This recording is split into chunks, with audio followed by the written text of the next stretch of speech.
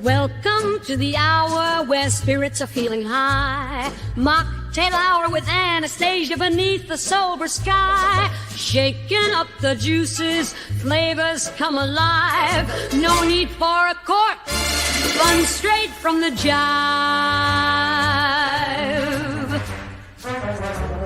Sip a little sunshine, garnish with a twist. Stories and laughter in a glass, nothing's amiss.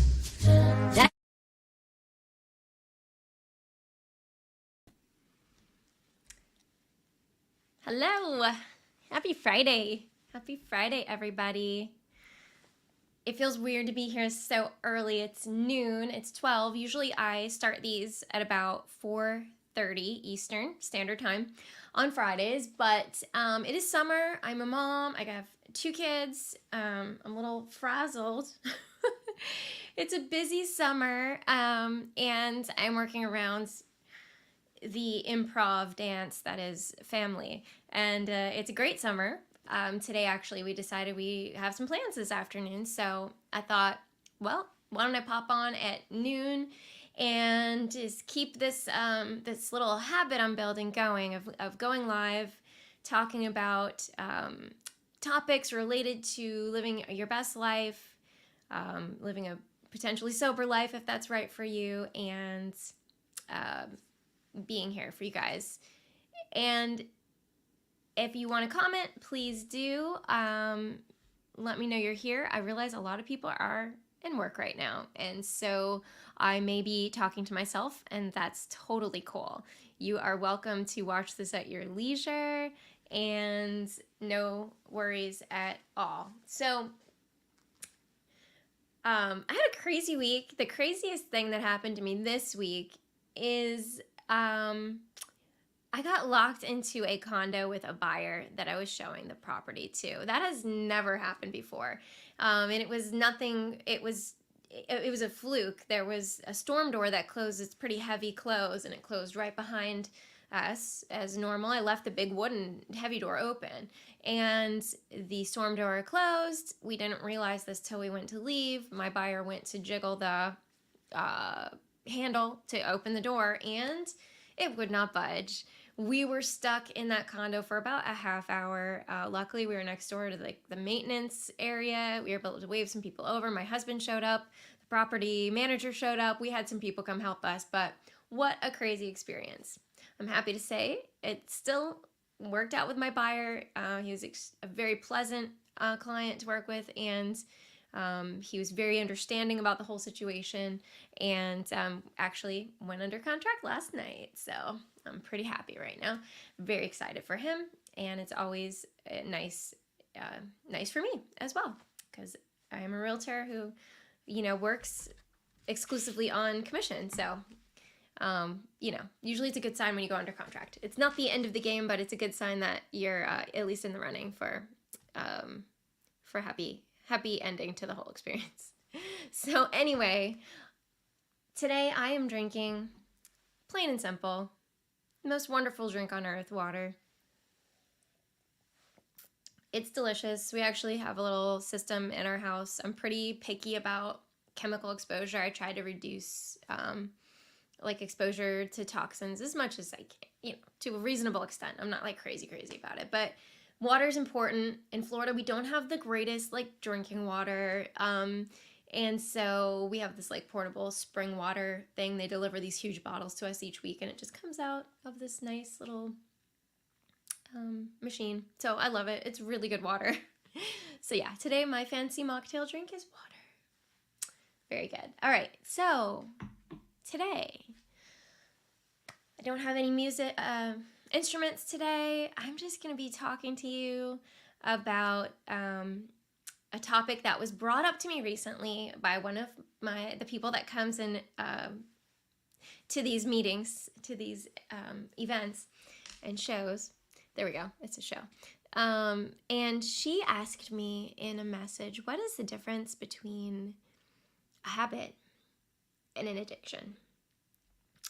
And this was a few weeks ago, and I said, well, let me think about that. Let me ponder that. And last Friday, a week ago from today, while I was on the airplane heading to Boston, I decided that would be a really good time to ponder that question. So I got out my tablet and my little electronic pen and I jotted down my notes and insights in relationship to this topic. So I'm not quoting a book. I'm not like looking up the dictionary definition. I am going to speak to you from my intuition and experience about addictions versus habit. Are they the same? And if they're not, what's the difference? How do we determine one for the other? So first of all, I'm just going to talk about the word habit. So a habit does not in and of itself have a negative connotation. A habit could be brushing your teeth each night. A habit could be getting up at 6 a.m. every day. A habit could be eating a certain amount of fruits or vegetables per day. These are not bad things. These are good things. It's good to brush your teeth every day. It's good to wake up and have a productive day. It's good to eat fruits and vegetables. So the first distinction I'm going to bring to light is that habit in and of itself has no negative connotations necessarily.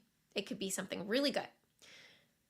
Now, a habit could also be something bad. There's the phrase heroin habit or a drinking habit or all kinds of habits.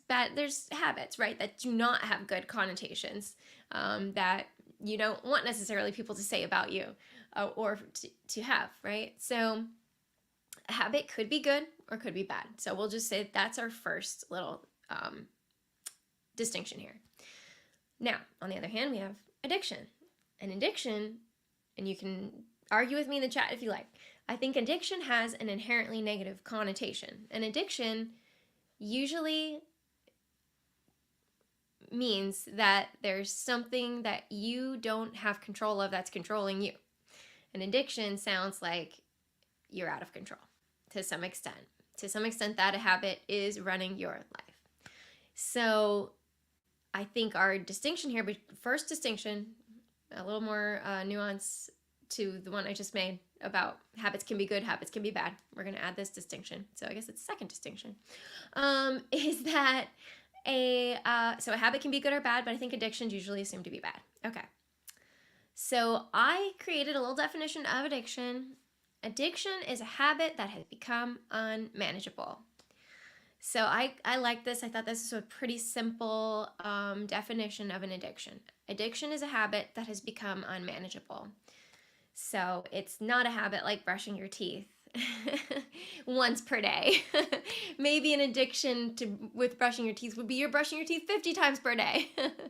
You know, that might be the addiction side of habit in that case.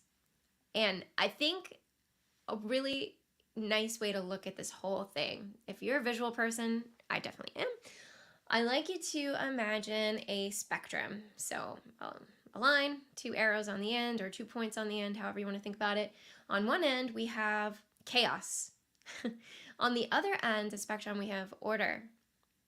And life is usually happening somewhere in between the chaos and the order. And usually it's a little fun intermingling of both.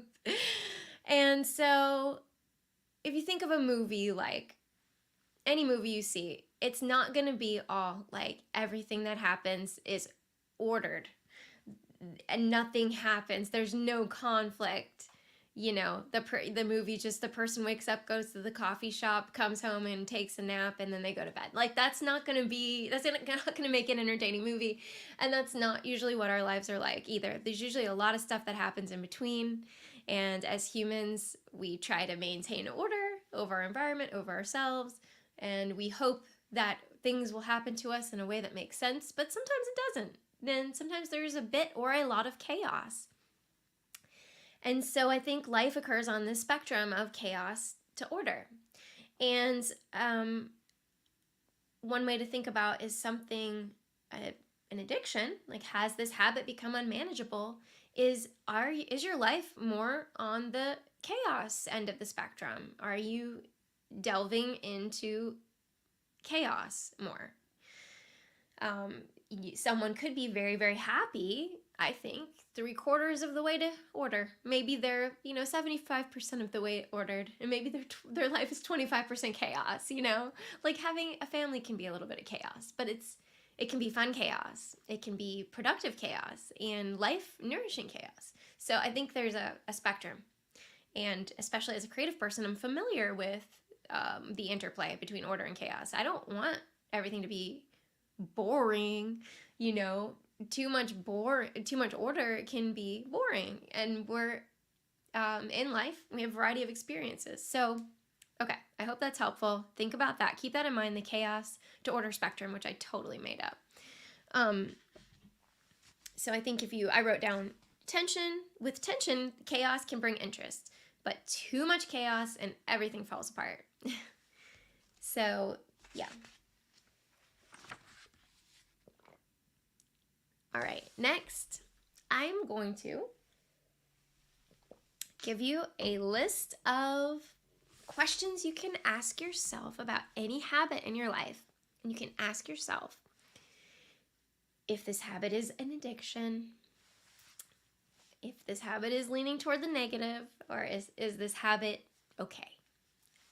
So I think the person who asked me this question, I think their habit might have been like shopping on Amazon. So if your habit is something like shopping on Amazon, you can go ahead and evaluate it using this list. If you have a different kind of habit, maybe sewing. I just sewed this jacket. I wanted to find a way to integrate it into the show. So I'm going to put on my jacket that I just finished sewing last night. All right. So say your habit is sewing. I am wearing a jacket in Florida in summer. You're welcome. Okay. Anyway, whatever your habit is, these will help illuminate them. By the way, shout out to Kent Sanders. This is his Daily Writers logo right here. Oh, sorry. He recently rebranded to Profitable Writer, and I'm using that notebook to write my thoughts in for the show and whatever I happen to be thinking at the time. So right now, let's go over this list. So number 1, does this habit give more than it takes? A life-nourishing habit, something that's going to help you grow as a person, something that's supporting your life and getting you closer to the person you really want to be, is going to give you more than it takes. For example, getting up in the morning, starting your day at 6, maybe you have an extra half hour to go for a run. That's going to give you more than it takes. Probably, unless you have some issue where running is bad for you, and then you need to evaluate it. Is this habit giving me more than it takes? And if something takes more than it gives, you could think of something, on the very extreme end, you could think of something like heroin. Really bad. Like, it's going to take a lot more than it's going to give you in the end. So that number 1 way to evaluate a habit, ask yourself, does this habit give more than it takes? Number 2, does this habit get me closer to my goals and the person I want to be? So evaluate your habit based on where is it moving you? Is it moving you toward the things you really want in life? Or is it pushing those things away? Is it taking you off your path? Is it disrupting your life to such an extent that it's going to potentially cause you to not hit your goal and to not become that person you want to be? Or feel the things you want to feel. A lot of life is just experiencing the state we want to hopefully be in. A lot of beings want to be happy. That's a basic human desire, is to be happy. Is this habit getting me closer to being happy? That's a very basic way to ask yourself, is this habit an addiction? Number 3, does this habit light me up and bring me joy? And that connects to what I just said in a way. Is it really adding to my joy in life? Because while I've named healthy habits as things like brushing your teeth or getting up early, habit could also be something like shopping or like painting. And in these cases, this habit isn't necessarily maybe feeding a direct need for finances or health, but maybe it's feeding your mental health. Maybe it's enriching your life because being creative is such a therapeutic activity. So ask yourself, is this habit lighting me up and bringing me joy? Because chances are, if your habit is actually an addiction, it's not going to be bringing you true joy. Something you could say, yeah, this is bringing me true joy. It's truly making me happier. It's truly enriching me on so many levels. Number 4, Fourth way to evaluate a habit. Do I feel compelled to do this habit? So compulsion, I think that is one of the primary qualifiers for an addiction, is there's an element of compulsion. And compulsion, I don't think feels good. Maybe you disagree with me. You're welcome to comment. But to me, compulsion feels like something else has the reins. Something else is dictating my actions, and I don't know if I like that. So compulsion, it feels like you're like less free, right? You feel like you have to. So feel the energy around your habit. Is that energy freeing? Is that energy fun? Is it life nourishing? Or is it life depleting? Is it going to suck out your life force? Is it going to take more than it gives? Feel the energy around the habit. Number 5, similar, but slightly different. Am I driving this habit, or is it driving me? It's actually very similar. Am I in charge here? Or have I lost the reins? Has it gone to some other force? Is it outside of me now? Like for example, like when people are under the spell of a strong addiction, maybe a chemical addiction. Like I've said heroin, but we can say alcohol. Why don't we say alcohol? Like under the spell of an alcohol addiction, is it driving me? Am I making decisions based on the compulsion, on that desire, more so than I'm asking myself what's really best for me? That's a really important way to look at a habit and determine if it's an addiction, or is it something good for you? Is it something healthy or nourishing in some way? And finally, let's talk about number 6. Yeah, and this is actually what I just said. Is this habit a creative, nourishing way to experience my life and humanity, or is it taking me out of the seat of self? And the seat of self, here, I'm just talking about being centered and grounded in yourself and your truth. And so if we are honest with yourself and you take some time and you reflect, I think you could probably feel whether a habit is taking you out of the seat of self. If this habit is taking you away, away from who you are. Or is this habit creative? Is it nourishing you? Is it helping you express humanity, express yourself, express what it means to be alive and experience it, in this way? So those are 6 scrawled qualifiers for determining and evaluating a habit. So evaluating it, you're going to be weighing it and deciding, is this habit good? Is it a habit and it's good for me and it's okay? Or has this gone over to the addiction side, which could potentially be really bad for you? So I hope that's helpful. And yeah. So I will be probably doing this again next week. Like I said, I am using a very kind of loose approach with this right now because it is summer. And I know everyone's busy as well. So I hope that you've enjoyed this. I'm not going to make this like a super long show today. But I do look forward to doing this again and being here again next week with you all. May you have a wonderful, blessed, beautiful weekend and rest of your week next week. If you have any questions or thoughts about what I talked about today, please feel free to either put them in the comments or message me, and we can have a conversation. I also do offer sober coaching. We can do that on a session by session basis, or I do offer special deals for packages.